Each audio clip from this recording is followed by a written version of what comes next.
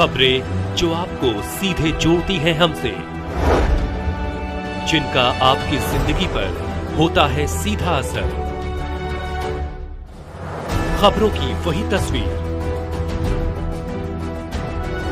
बिना बदले बिना डरे, जज्बा सच का लिए, सच दिखाते हैं। सासाराम जिले के करगहर अंचला अधिकारी द्वारा सड़क किनारे अतिक्रमण मुक्त को लेकर दिए आदेश से फुटपाथी दुकानदारों में मचा हड़कंप। सैकड़ों फुटपाथी दुकानदारों के समक्ष रोजी रोटी की समस्या उत्पन्न करगहर विधानसभा के पूर्व प्रत्याशी महेंद्र प्रसाद गुप्ता ने जिला प्रशासन से फुटपाथी दुकानदारों को राहत दिलाने की मांग की। सासाराम बिहार। सासाराम जिले के करगहर बाजार के फुटपाथी दुकानदार सड़क किनारे 50 वर्षों से अपनी दुकान लगाकर परिवार का जीवन यापन करते हैं। अचानक अंचलाधिकारी द्वारा सड़क किनारे अतिक्रमण को मुक्त करने के आदेश के बाद फुटपाथी दुकानदारों में हड़कंप मच गया है। सैकड़ों दुकानदारों को रोजी रोटी की समस्या उत्पन्न हो गई है। दुकानदार चिंतित एवं परेशान दिखाई दे रहे हैं, अपनी दुकानों को खाली भी कर रहे हैं। फुटपाथी दुकानदार जिला प्रशासन से स्थल चयन कर दूसरी जगह पर दुकान लगाने की भी मांग कर रहे हैं, ताकि रोजी रोटी की समस्या से मुक्ति मिल सके। अंचला अधिकारी के तानाशाही एवं मनमानी रवैया से फुटपाथी दुकानदारों में आक्रोश देखा जा रहा है। करगहर विधानसभा के सीपीआई के पूर्व प्रत्याशी एवं अंचल मंत्री महेंद्र प्रसाद गुप्ता ने एक प्रेस वार्ता में कहा है कि 50 वर्षों से भरण पोषण कर रहे फुटपाथी दुकानदारों को स्थल चयन कर रोजी रोटी की समस्या से मुक्ति दिलाया जाए। श्री गुप्ता ने कहा है कि ऐसा नहीं करने पर सड़क से सदन तक लड़ाई लड़ूंगा। भारत टीवी 24 के ब्यूरो चीफ अजय गुप्ता। सासाराम जिले के रोहतास से करगहर विधानसभा के सीपीआई प्रत्याशी एवं अंचल मंत्री महेंद्र प्रसाद गुप्ता ने अतिक्रमण को लेकर क्या कुछ कहा, हम आपको रूबरू कराते हैं। बताइए सर, आप सीपीआई कमेटी के अंचल मंत्री हैं, उसके बाद करगहर विधानसभा के पूर्व प्रत्याशी भी है, और यहां देख रहे हैं कि करगहर में अतिक्रमण आया है, कितने का झुग्गी झुपड़ी उखड़ रहा है। तो हम ये चाहेंगे कि इस पर कुछ आप अपनी प्रतिक्रिया दें, क्या चाह रहे हैं। और शायद आपको डॉक्टर 2 सप्ताह का बेड रेस्ट भी बताया है, तबीयत भी खराब है, और लोग आ करके आपसे अपनी अपनी दुखड़ा सुना रहे हैं। तो आप इसके बारे में क्या कहना चाहते हैं? सबसे पहले मैं कहना यह चाहता हूं कि जितने भी करगहर बाजार के फुटपाथी दुकानदार भाई हैं, उनको उजाड़ने से पहले उन्हें बसाया जाए, तब उन्हें उजाड़ा जाए जी। क्योंकि एक गरीब आदमी दुकानदार है, अपने इस दुकानदारी से अपने परिवार का पेट पालने का काम करते हैं जी।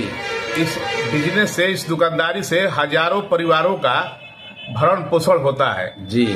अगर एकाएक हम उन्हें उजाड़ कर विस्थापित कर देते हैं तो ये सभी भूखमरी के शिकार हो जाएंगे।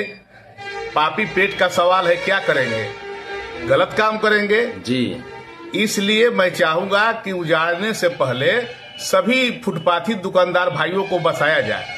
इसके साथ ही साथ एक और विकल्प है जी कि करगहर बाजार में पूरब साइड में जो नाली बना हुआ है जी, नाली से पूरब साइड पीछे, यानी नाली से पीछे वो दुकान लगाते हैं तो कोई भी रोड जाम की समस्या नहीं होगी जी। और प्रशासन को चाहिए कि नाली से पूरब साइड दुकानदारों को बसाए, और आपका नाली पर तो बस गाड़ी चलेगा नहीं जी, नाली के उधर ही रोड पर चलेगा जी। तो नाली और कच्ची जो जमीन है रोड से लगभग 10 फीट बचता है जी।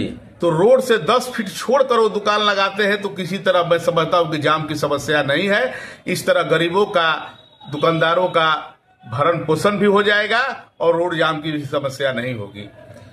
और यदि सरकार इस तरह से नहीं मानती है, यदि हटाती भी है, तो आपका यही का नाम है ना कि पहले इन लोग का व्यवस्था कर दे। यही हमारा यही का नाम है कि पहले इन लोगों का व्यवस्था किया जाए, तब उजाड़ा जाए, और नहीं तो तब तक इन लोगों को नाली से पूरब बसाया जाए जी। दोनों समस्याओं का समाधान हो जाएगा। गरीब जो हैं उजड़े भी नहीं, उनके परिवार भूखे मरेंगे नहीं, उनके बच्चे भूखे मरेंगे भी नहीं, और आपकी जाम की समस्या का भी समाधान हो जाएगा। तो सरकार द्वारा ये जो प्रशासन, या फिर यूं कहा जाए अंचलाधिकारी और प्रशासन के द्वारा ये जो चीज हटाया जा रहा है, तो उन लोगों से इस विषय में आप बातचीत किए? देखिए, मैं दिल्ली इलाज के लिए 10-12 दिन से था जी। अभी झंडोत्तोलन के समय मैं आया हूं 26 जनवरी को जी। और आते ही आते मैंने सुना तो मुझे बहुत दुख हुआ कि इन गरीबों को उजाड़ा जा रहा है जी। क्योंकि इससे पहले कोरोना काल में जी थाना में शांति समिति की बैठक हुई थी जी, जिसमें अनुमंडल पदाधिकारी और अनुमंडल पुलिस पदाधिकारी की उपस्थिति में वह बैठक हुई थी। उस बैठक में मैं भी था और यहाँ के बहुत समाज सेवी जनप्रतिनिधि भी थे जी। उसमें क्या बात हुआ था? उसमें बात यह हुआ था कि अनुमंडल पदाधिकारी ने स्पष्ट अंचलाधिकारी महोदय को आदेश दिया, निर्देश दिया जी कि आप एक जगह चयनित करके इन जितने भी फुटपाथी दुकानदार हैं जी, उनका लिस्ट बनाकर उस जमीन पर, सरकारी जो जमीन है उस स्थल पर चयन करें और सभी दुकानदारों को एक जगह बसाने का काम करें। लेकिन बड़े दुख के साथ कहना पड़ता है कि उन्हें बसाया नहीं गया और आज उजाड़ने का अभियान शुरू किया गया है।